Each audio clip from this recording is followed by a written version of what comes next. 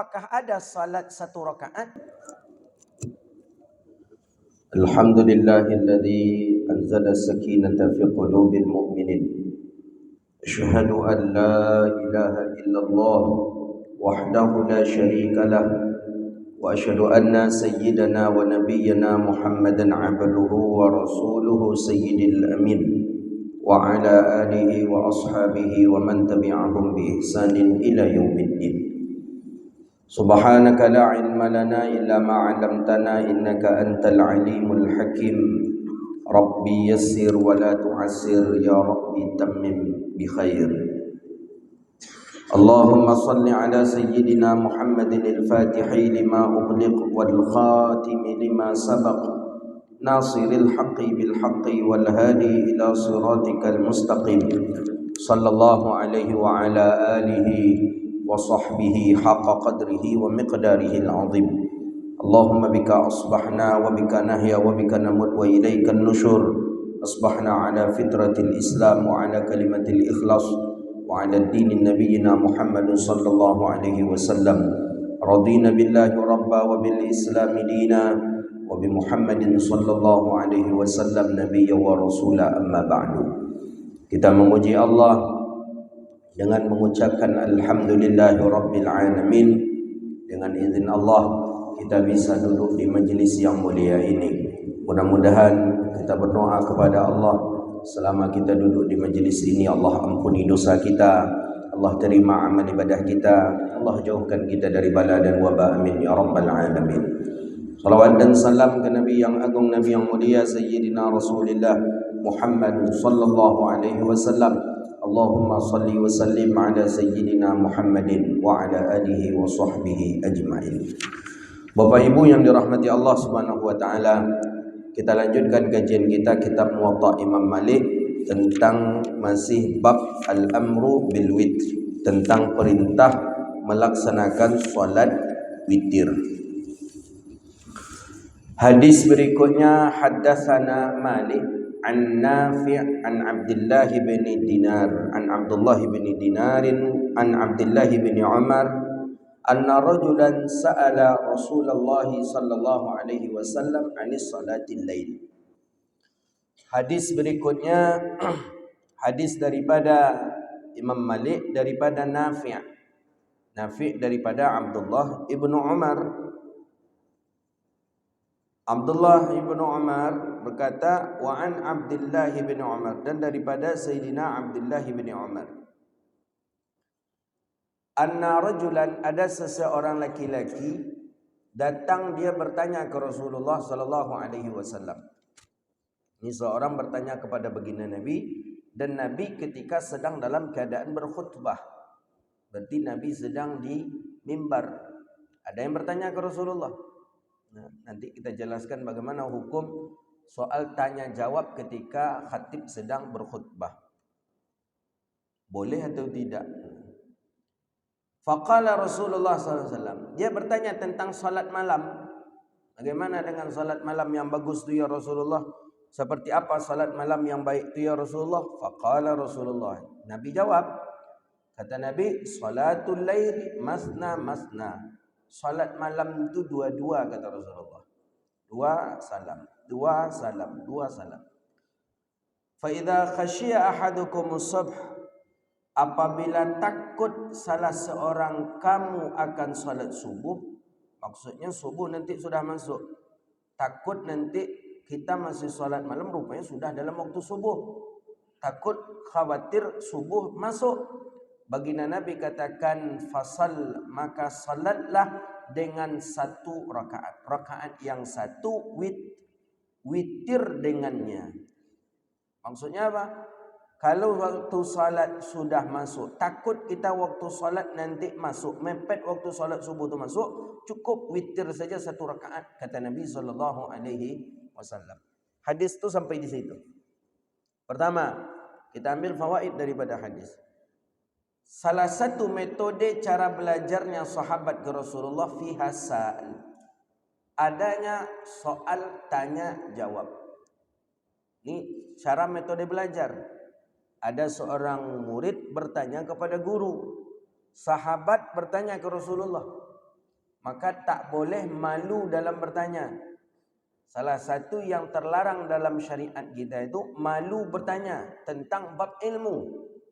Kalau bab yang lain tak apa-apa kita malu bertanya. Tentang harta orang, tentang nasab orang, tentang kedudukan orang itu tak apa-apa kita malu. Tapi kalau bertanya tentang syai'un din, tentang agama, tentang ilmu, tak boleh kita malu. Mesti bertanya. Maka sahabat apapun ditanya ke Rasulullah SAW. Bahkan saking kehati-hatiannya sahabat tentang kambing yang ia dapat oleh siapa? Abi Sa'id Al-Khudri. Abi Sa'id Al-Khudri mengobati orang di jalan, kemudian dia syaratkan, kata Abi Sa'id Al-Khudri, mau aku mengobati anak sampean tapi beri aku 60 ekor kambing. Nah, kata tokoh suku ni, okey, sepakat.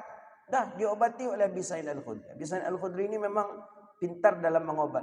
Ya, anak gadis kabilah suku ni digigit oleh kalajengking. Kalajengking berbahaya. Hadis dalam Sahih Bukhari ada. Sepakat, dah sepakat dah. Setelah diobati oleh Abi Sa'id Al-Khudri, sehat anak gadis kabilah suku ini.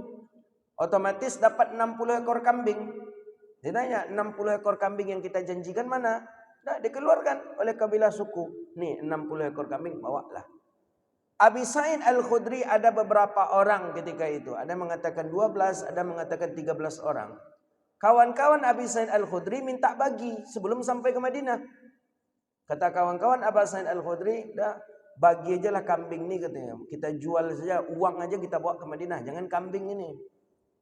Abi Sa'id Al-Khudri, ni saking hati-hati. Kata Abi Sa'id Al-Khudri, dah, aku mesti tanyakan dulu ke Rasulullah. Nabi halal menghalalkan tak? Nabi membolehkan tak kambing ini kita miliki?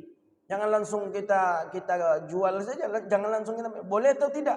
Sampai ke tahap itu sahabat menanyakan ke Rasulullah SAW. Dibawalah 60 ekor kambing tadi sampai ke Madinah. Sampai ke Madinah dicari lagi Rasulullah.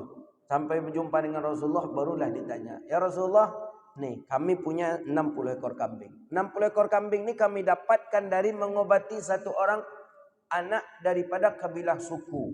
Tokoh suku, anaknya digigit kalajengking. Aku obati, sembuh, aku diberinya 60 ekor kambing. Dan itu aku janjikan sebelumnya ya Rasulullah. Dijanjikan sebelumnya, itu masalahnya. Kecuali kalau diberi setelah mengobat itu tuh lain, tuh hadiah. Ini memang dijanjikan, berarti sudah bagian daripada ujrah, upah. Beda apa? Antara ujrah, upah dengan hadiah beda. Dalam fikih beda. Kalau ujrah itu sudah dijanjikan sebelumnya, upah namanya. Itu ujrah. Kalau hadiah, ya bibalash. Hadiah itu tidak ditentukan berapa kadarnya. Ini ditentukan. Jadi bagaimana? Apakah ini halal ya Rasulullah? Karena kawan-kawan ini nak membagi ya Rasulullah. Kawan-kawan ini minta bagi dia Rasulullah. Halalkah ini ya Rasulullah? Saking kehati-hatiannya sahabat bertanya tahap itu. Kata Nabi, halal. Bolehkah kami bagi ya Rasulullah? Silahkan kalian bagi kata Rasulullah. Tapi jangan lupakan bagian aku kata Nabi. Nah, sambil Nabi bercanda lah begitu. Bukan Nabi minta jatah pula. Tak. Sambil Nabi bercanda. Ya saking lugunya sahabat. Ya, bolehkah kami bagi ya Rasulullah? Silahkan kalian bagi. Tapi jangan lupakan bagian aku kata Nabi SAW. Nah, itu cara metodenya belajarnya sahabat kepada Sayyidina Rasulullah SAW. Maka untung Pak, untung banyak sahabat bertanya ke Rasulullah. Maka timbul hadis-hadis Nabi. Timbul hukum ahkam.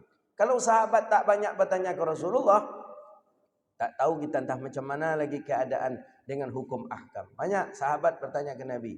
Tentang rukuk kah, tentang hukum nikah kah, bahkan tentang cara berwuduk pun para sahabat pun bertanya kepada baginda Nabi SAW. Nah, banyak. Bahkan cara Jibril pun memancing para sahabat pun untuk belajar dengan Rasulullah. Jibril dulu bertanya ke Rasulullah. Itu hadis tentang disebut dengan hadis Jibril. Jibril datang, sahabat sedang duduk dengan Nabi SAW. Sahabat duduk dengan baginda Rasulullah SAW, datang Jibril. Jibril duduk pas seperti orang nak mengaji dengan Rasulullah SAW. Bertanya Jibril, ma huwal Islam? Dijawab oleh Nabi, Islam anta syahadu an la ilaha illallah wa anna Muhammadar Rasulullah. Jawab ini. Setelah dijawab oleh Nabi, dibilang Jibril, sadaqta, benar engkau ya Muhammad. Dilanjutkan pertanyaan berikutnya, wa mal huwa iman, ma huwal iman, apa itu iman? Dijawab pula oleh Nabi, shadaqta ya Muhammad, benar engkau ya Muhammad. Ditanya lagi, ma huwal ihsan. Sahabat yang hadir tak tahu kalau itu adalah Jibril, tapi Nabi tahu itu Jibril. Sahabat bertanya, man huwa ya Rasulullah? Siapa dia ya Rasulullah? Tak ada di antara kami yang mengenal dia. Karena pakaiannya putih, bersih, dan tidak ada nampak bekas asarus safar. Tak ada nampak bekas kalau dia itu sedang dari safar yang jauh. Siapa dia nih ya Rasulullah? Kata Nabi, dia Jibril. Mengapa dia bertanya seperti itu kepada engkau ya Rasulullah? Liyu'allimuk. Kata Nabi apa? Untuk mengajari kalian, kata Rasulullah, tentang Islam, tentang iman, dan tentang ihsan. Maka oleh karena itu, jangan malu kita bertanya. Karena bertanya itu bagian daripada salah satu metode belajar mengajar. Cuma bertanya dengan sesuatu yang tidak tahu. Berbeda kalau awak lah tahu tu bertanya je lah. Tu Bani Israel jadinya tu. Itu banyak bertanya tu. Yalah tahu bertanya je lah. Kalau tahu bertanya dah tu. Bani Israel wa kasura apa? Su'aluhu. Orang yang paling banyak bertanya. Dia apa kau tiang kau warna putih, dia tidak warna kuning. Apa salah buat warna kuning katanya? Dia tidak warna hijau. Kau warna hijau kan encak itu katanya. Jadi kenapa dia lurus? Kenapa dia bulat? Kenapa dia? Tu Bani Israel. Kalau ada yang banyak-banyak tanya tu, berarti keturunan Bani Israel. Jadi boleh bertanya, boleh, bagus kalau kita bertanya. Ya, cuman sesuatu yang kita tidak tahu. Ada juga bertanya tapi nak untuk menjatuhkan seorang, menjatuhkan ustaz, menjatuhkan ulama, menjatuhkan geng, itu tak boleh. Itu tak boleh, itu mesti harus kita jauhkan. Ya memang kalau menengok kepada adab-adab daripada soal wal jawab dalam majlis ilmu itu, yang memang kita perhatikan majlis-majlisnya masyayikh kita ya dengan izin terlebih dahulu untuk bertanya, kemudian bertanya sesuatu yang memang kita tak tahu, suatu kita tak tahu. Ada dalam kitab Ta'limut Ta'lim ada, atau dalam Makanil Ilmi, dalam kitab Makanil Ilmi wal Ulama. Dalam bertanya itu jangan dalam At-Tibyan juga ada itu disebutkan. Dalam bertanya itu jangan membandingkan si fulan dengan si fulan. Gitu. Kecik buya itu tu keciknya nak wajib mengqada solat. Tiba dia buya wajib mengqada solat. Itu tak boleh tu. Itu ta'arud namanya itu. Apa namanya? Mengadu, diambil ucapan si fulan dibawa kepada si fulan, itu tak boleh. Nah, sahabat bertanya ke Rasulullah, dan ini bertanyanya lain. Wa huwa 'indal mimbar, dan baginda Nabi ketika sedang berada di mimbar. Nah, yang bertanya ini siapa? A'rabi. Kalau disebut dalam bahasa syarahan hadis, A'rabiyya berarti ini orang suku pedalaman, Arab pedalaman, orang kampung datang ke kota, ke Madinah. Banyak sering ya, orang-orang Arab Bedui yang pendidikannya minim, pendidikannya rendah. Mereka ada di Madinah. Orang-orang yang pendidikannya di bawah standar lah begitu. Ingat kita kisah hadis Arabi Badui datang ke masjid Nabi, tiba-tiba kencing dia di mihrab. Sayyidina Umar hampir lagi nak menebas lehernya.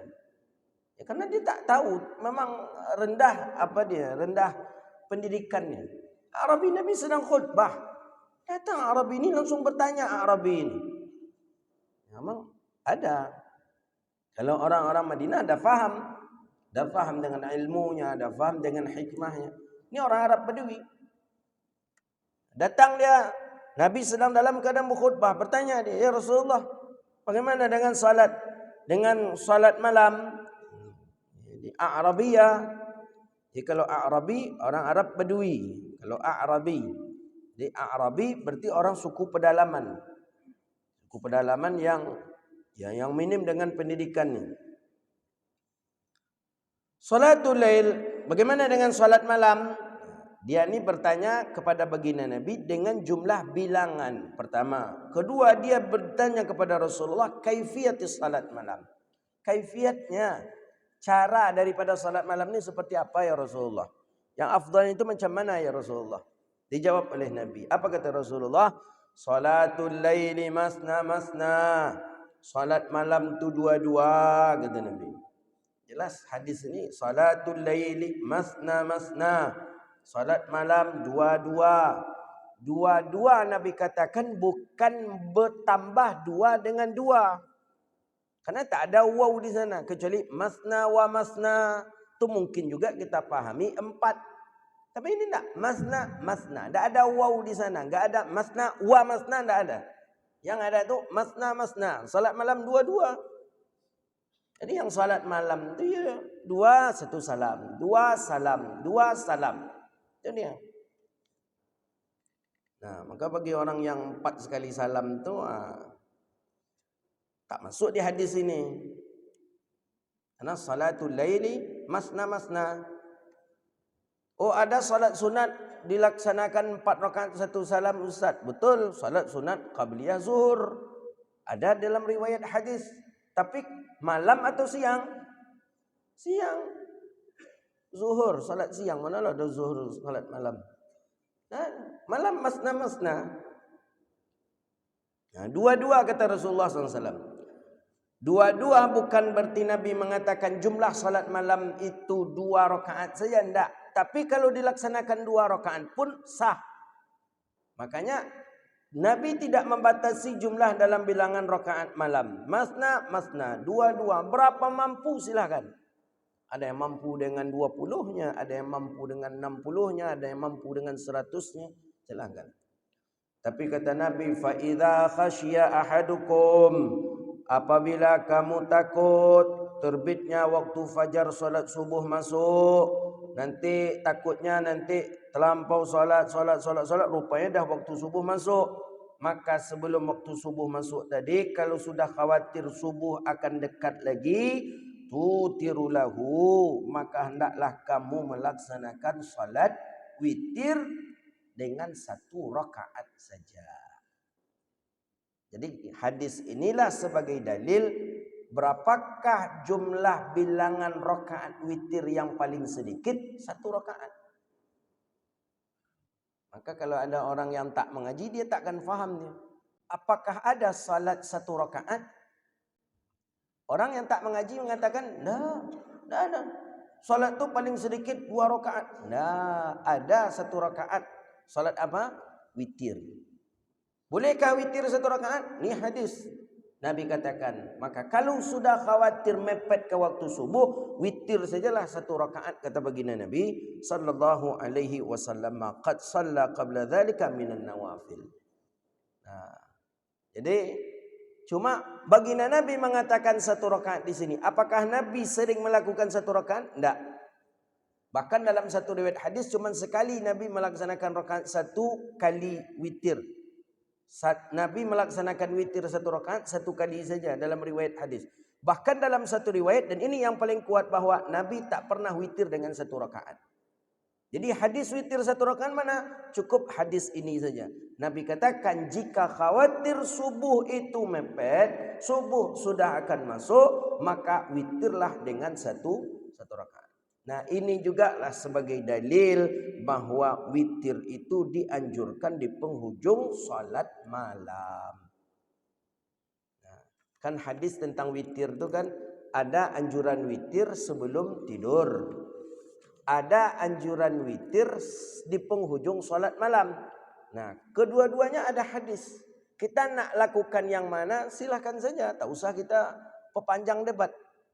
Oh, saya lebih senang witir saya ba'da isya. Habis salat isya, saya salat sunat setelah isya, kemudian langsung saya witir. Ya silakan, ada hadisnya. Nah, Nabi SAW sudah jelaskan dalam hadis, tutir qabla an tanam, witirlah kamu sebelum kamu laksanakan witir sebelum kamu tidur. Ada hadis. Oh, saya witir saya biasanya setelah selesai salat sunat saja, setelah selesai tahajud baru saya witir. Ada juga hadis, ini dia. Bahwa witir akhirilah daripada salat malammu dengan witir. Akhiru salatil lailikum witra. Akhiri salat witir kamu, salat malam kamu dengan witir. Masalahnya melakukan 2 witir dalam 1 malam itu yang tak boleh. Habis Isya, solat sunat, witir. Sebelum tidur witir kita. Nanti habis tahajud witir lagi. Itu yang tak boleh. La witrani fi lailatin. Tak boleh ada 2 witir dalam satu malam. Tapi kalau seandainya witir kita habis Isya, tapi belum kita ganjilkan, masih genap, tapi sudah niat witir. Umpamanya 2 rakaat. Sudah niat witir. Habis salat sunat Isya. Nanti habis tahajud kita niat witir lagi, tambah 3 rakaat jadi 5. Boleh? Boleh. Tidak 2 witir namanya dalam satu malam itu Ustaz. Tidak. Karena yang awal tadi bukan salat witir ganjil, tapi bagian daripada witir. Yang witirnya mana? Witirnya yang ganjil, yang 3 terakhir. Paham kira-kira? Nanti kalau berdebat pula dengan orang nanti berkaryangok aja, itu dah amu tu. Tu wahaboy yang karyangok tu. Kita enggak, kita pakai dalil, kita pakai hadis, kita pakai qaul ulama. Hadis berikutnya, haddatsana Mali an Yahya ibni Sa'id an Muhammad ibni Yahya ibni Hibban an ibni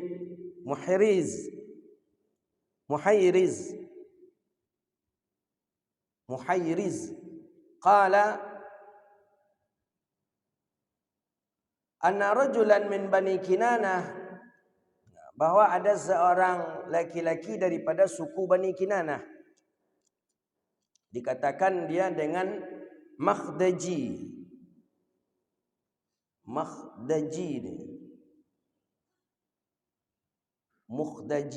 bimim madmumah mudkhaji. Ada namanya Mudkhaji. Dia seorang laki-laki. Diberi gelar dengan gelar Aba Muhammad. Apa kata dia? Inna witra wajibun. Sesungguhnya witir itu wajib. Ini cikal bakal mazhabnya Imam Abi Hanifah. Mazhab Hanafi Pak, witir wajib Pak. Mazhabnya Imam Hanafi, Abi Hanifah bin Nu'man, witir wajib. Maka orang yang tak melakukan witir berdosa. Kalau dalam mazhab kita Syafi'i, witir sunnah muakkad. Ya rugi saja kita kalau kita tak mengerjakannya, tapi tak sampai berdosa.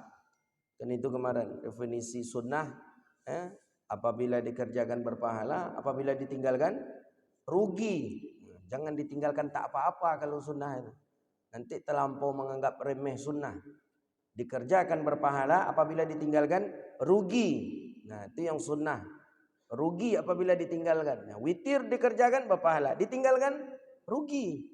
Tapi dalam mazhabnya Imam Abi Hanifah bin Nu'man, dalam mazhabnya Imam Hanafi, witir wajib. Coba datang ke daerah-daerah yang pengamal mazhab Hanafi. Turki, Uzbekistan, Tajikistan, Pakistan, Afghanistan, daerah tan itu Hanafi. Habis salat Isya mereka langsung salat. Apa salat? Salat witir.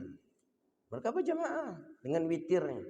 Karena menurut mereka witir wajib. Ini cikal bakal daripada mazhabnya Imam Abi Hanifah bin Nu'man. Wa Aba Muhammad yaqul innal witra wajibun. Sesungguhnya witir itu wajib. Qala, jadi kata Aba Muhammad tadi, faratu ila Ubadata ibni Samit fa'aradtu lahu wa huwa raihun ila al-masjid. Aku datang kepada Ubadah bin Samit, kata Abu Muhammad. Ubadah bin Samit sahabat Nabi SAW. Aku sampaikan yang aku dengar daripada Muhayriz tadi. Faqala akhbartu billadhi qala Abu Muhammad. Qala Ubadah. Apa kata Ubadah bin Samit? Kadzdzaba Abu Muhammad. Berdusta Abu Muhammad. Nah, ini menurut Ubadah bin Samit sebagai sahabat Nabi, witir itu tak wajib. Sami'tu, aku mendengar Rasulullah sallallahu alaihi wasallam yaqul, aku mendengar Nabi sallallahu alaihi wasallam berkata, khamsus salawah, ada 5 salat yang difardukan Allah terhadap hambanya. Faman jaa bihin, siapa yang datang dengannya maka dia tidak menyia-nyiakannya, maka dia telah menegakkan hukum-hukum Allah. maka hak bagi Allah, hak untuknya Allah masukkan ke dalam surga.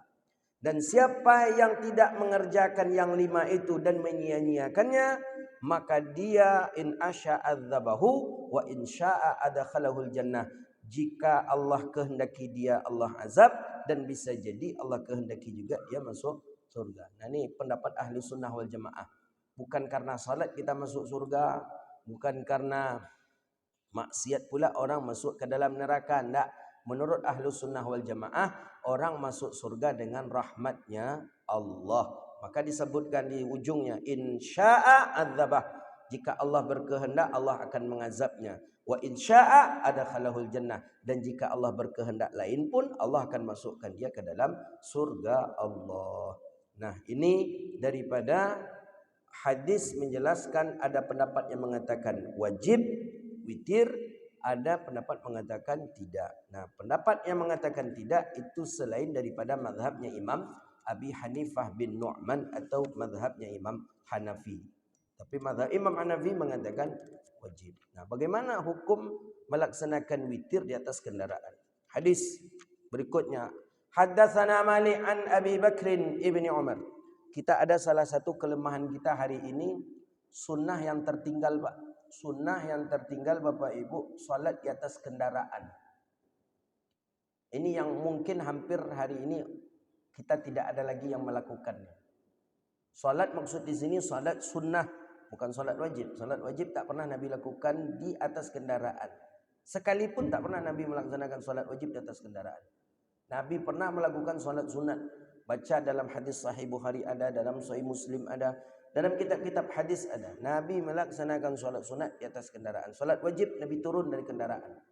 Maka tak ada istilahnya bisa solat zuhur di atas pesawat, bisa solat asar di atas pesawat. Tidak, dalam mazhab Syafi'i tidak bisa. Jadi kalaupun kita ingin salat karena waktu masuk, ihtiramul waktu, karena menghormati waktu. Jadi nanti kalau sudah sampai masih ada waktu, solat balik. Kalau sampai tak ada waktu lagi, qadha. Mesti diqadha dalam mazhab kita Syafi'i seperti itu. Karena jumhur mengatakan tak pernah Nabi salat wajib di atas kendaraan. Tak ada satu riwayat hadis menjelaskan Nabi salat wajib di atas kendaraan, tak ada.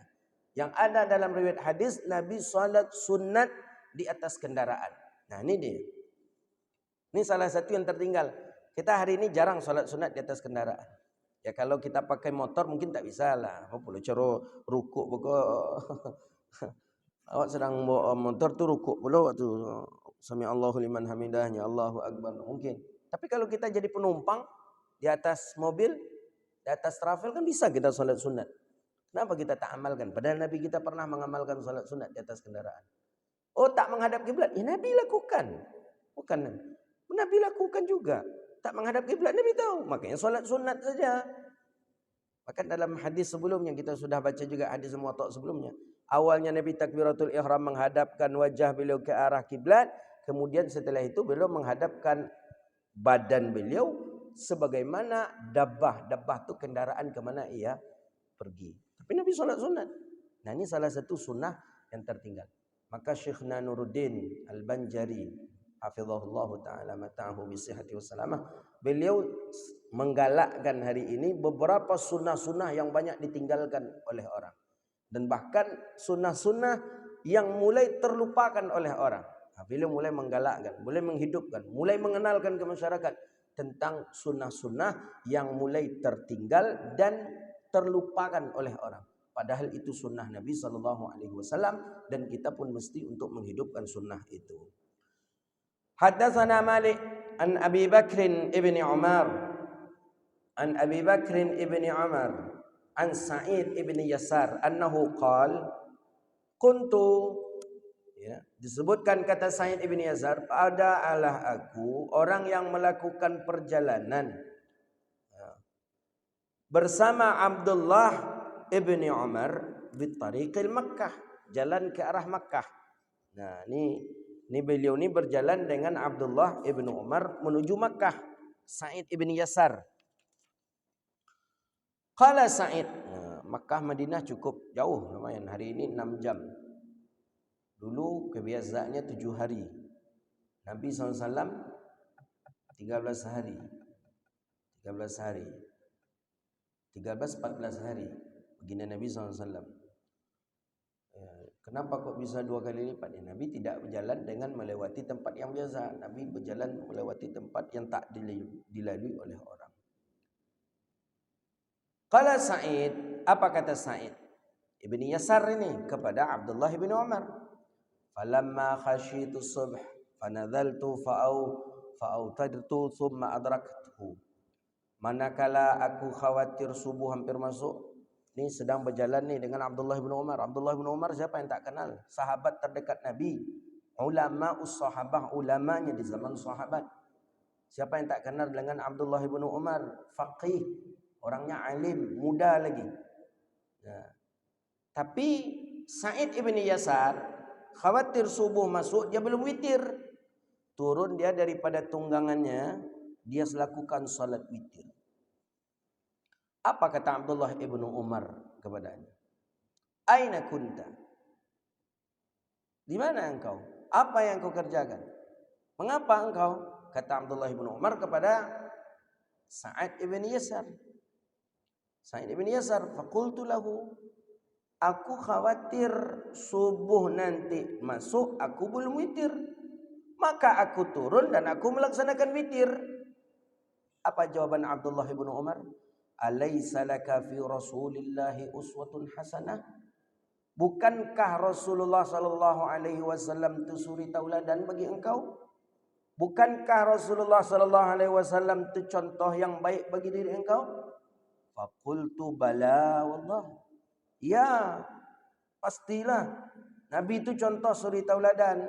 Apa kata Abdullah bin Umar? Fa inna Rasulullah kana yutiru 'alal ba'ir. Kata Abdullah bin Umar, sesungguhnya Rasulullah sallallahu alaihi wasallam beliau melakukan witir di atas kendaraan. Nabi witir di atas onta, Nabi witir di atas kuda, Nabi witir di atas keledai. Nah, ini dalil bahwa salat sunat itu boleh dilakukan di atas kendaraan. Adal ba'ir. Nah, ini salah satu yang tertinggal kita hari ini. Maka disebutkan oleh para ulama, apa katanya di dalam syarah disebutkan ajma'u, sepakat para ulama, la yusallil fard 'ala ad-dawab, tidak ada salat fardu di atas kendaraan illa fi syiddatil khauf, kecuali pada keadaan yang sangat mengkhawatirkan, perang. Ketika perang waktu masuk turun agak payah rasanya, salat di atas kendaraan. Itu saja dibolehkan oleh ulama, salat fardu. Selebih daripada itu, salat di atas kendaraan itu dibolehkan cuma salat sunnah saja. Ini buktinya. Nabi salat witir pernah di atas kendaraan, kata Abdullah bin Umar. Begitu juga dengan tahajudnya, begitu juga dengan qiyamul lail. Maka oleh karena itu, ini salah satu sunnah baginda Nabi yang mulai hari ini tertinggal, mulai hari ini yang tak kita amalkan, salat di atas kendaraan. Ya, padahal kita juga, ya, ini bagi orang yang tidak melakukan syughul di atas kendaraan, bagi orang yang tidak melakukan kesibukan di atas kendaraan, kecuali orang tadi nyetir dia, itu tak mungkin dia salat. Macam mana pula dia nyetir pun salat pulanya, bahaya kan. Tapi kalau bagi kita penumpang, ya, ambil wuduk, masuk mobil dah. Ada arah kiblat rasanya, udah ambil takbir kiblat. Kalaupun tak tahu kita arah kiblat, tak apa-apa, amalkan. Nih, ini salah satu daripada ibadah. Saya perhatikan waktu khidmat dengan Syekh Nuruddin dengan beberapa masyaikh, saya duduk di belakang beliau, kadang saya duduk di samping beliau dalam mobil, beliau melakukan salat di dalam mobil. Salat sunat, ya mungkin dengan duhanya, mungkin dengan salat sunat mutlaknya, mungkin dengan apa? Ya, baginda Nabi SAW melaksanakan salat sunat di kendaraan. Hadza wa billahi taufiq. Ada pertanyaan? Silakan. Silakan. Waalaikumsalam.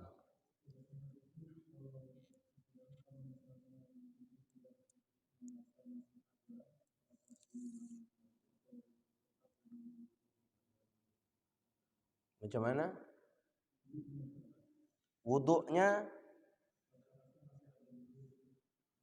Oh. Nah, keraguan itu ada dua dia dalam hukum fikih. keraguan itu sudah berwuduk apa belum? Itu pertama. Kedua, keraguan itu sudah batal apa belum? Ini beda hukum nanti ini. Nah, kalau keraguan itu antara sudah berwuduk dengan belum berwuduk, sudah berwuduk entah belum. Sudah siapa belum? Maka dalam hukum fikih dia lebih mesti cenderung kepada belumnya. Oh, berarti belum berwuduk, wuduklah dia. Tapi kalau keraguan syaknya itu pada batal wuduk atau tidak, tadi kita dah yakin kita dah berwuduk tadi ini. Cuman ragu kita, dah batal wuduk apa belum?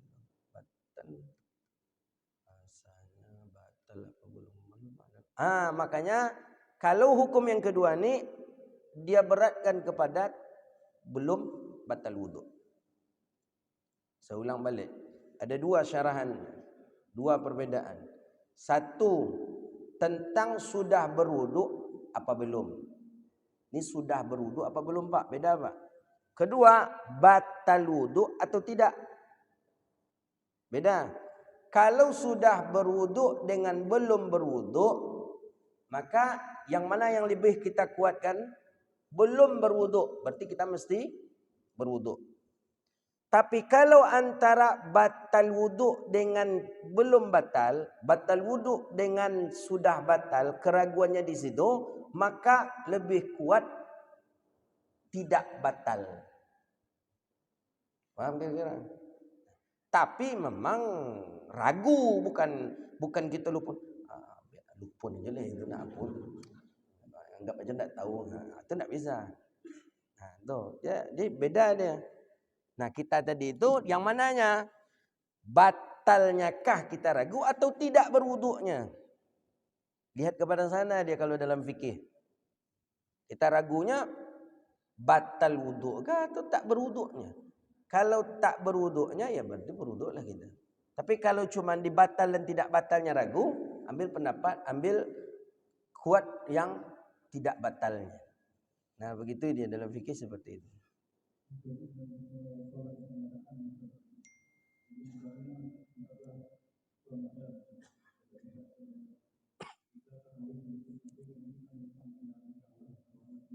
Ya.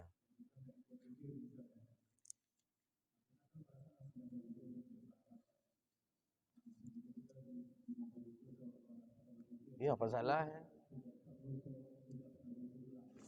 Enggaklah, enggak perlu kita karena kita juga sudah apa namanya? Kita sudah wuduk tadi kan?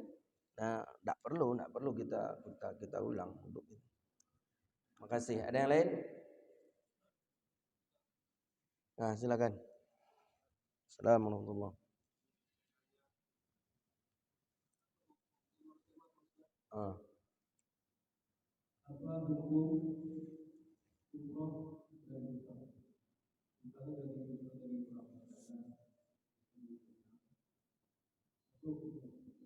Melakukan umrah dengan hutang, ya kan? Berangkat dulu kan banyak sekarang ini. Berangkat dulu nanti habis tu nyicil.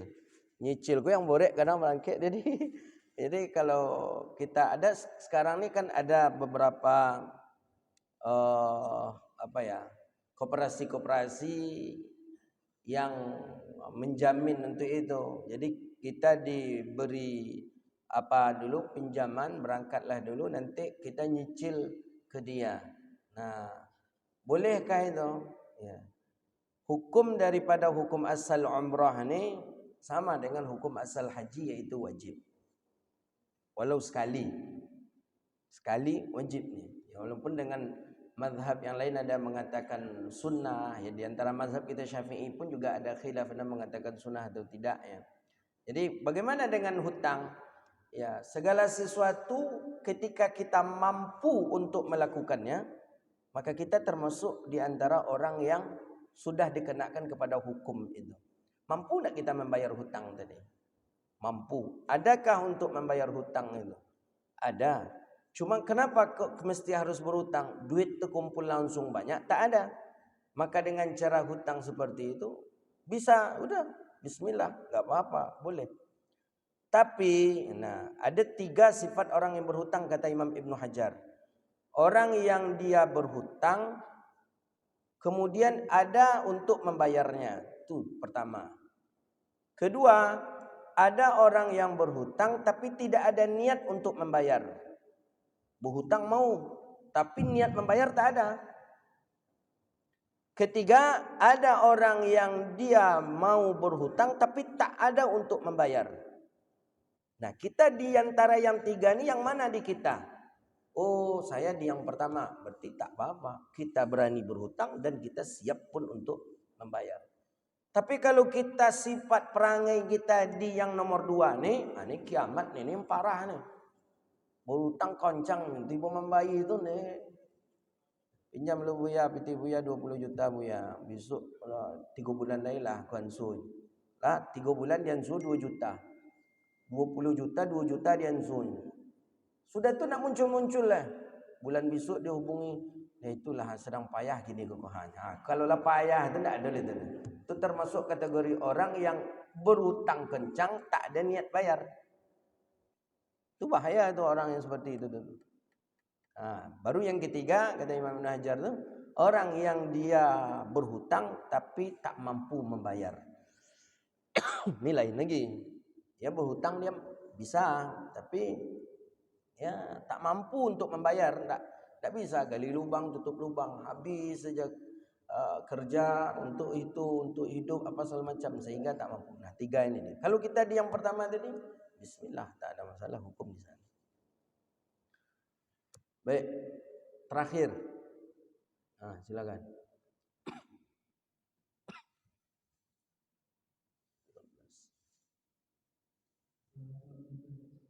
Ya.